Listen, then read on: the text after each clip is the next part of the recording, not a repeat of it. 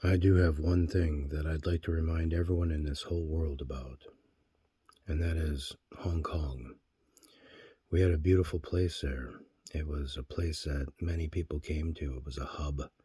It competed with one of the greatest nations, Singapore, and you know, you just can't ever knock beauty where people want to live. And what I see here is a terrible dilemma occurring for Taiwan. And Donald Trump is leaving them in the position that they think that they're going to be able to pull off a Hong Kong, and they will not. There's no one to feed them. See, the problem with the island has always been that way. Long, long ago, the water there was less, and you could walk from a land bridge to that, and you could get to Taiwan. And people would go back and forth easily when the tides would go down, and it wasn't a problem. And Taiwan, long, long ago, was small and mostly uninhabited.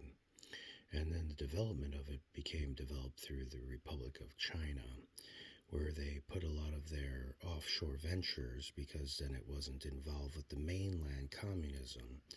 A lot of different people from the mainland put in money over there. It became an exploitative process. Now, currently, the world is not pushing for this, but the Republican Party of the United States of America, by utilizing the United States of America's military, is pushing for an annexation of Taiwan from the Republic of China. And this is a terrible thing for the Republic of China and Taiwan because they are one people. They go back to one diversified body of people who have a cultural normality between each other, not like what the United States is going to offer.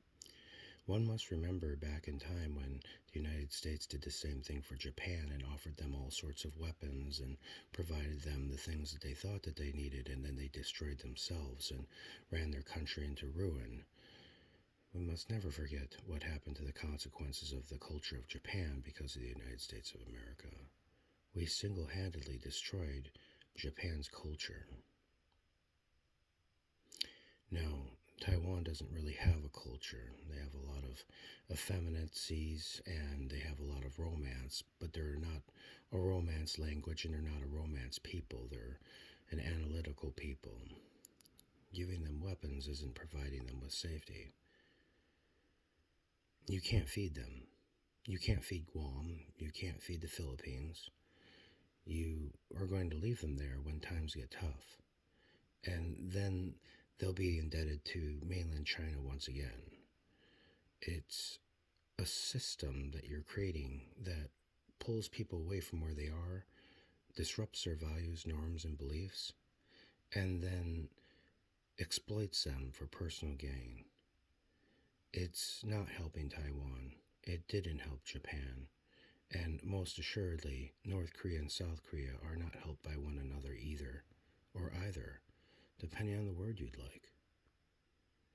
The United States of America is a country in between two other countries. It is the country. There's Canada above it. They are the countrymen of Canada. And below it is Mexico, the countrymen of Mexico. And we all live in North America. And let me tell you something.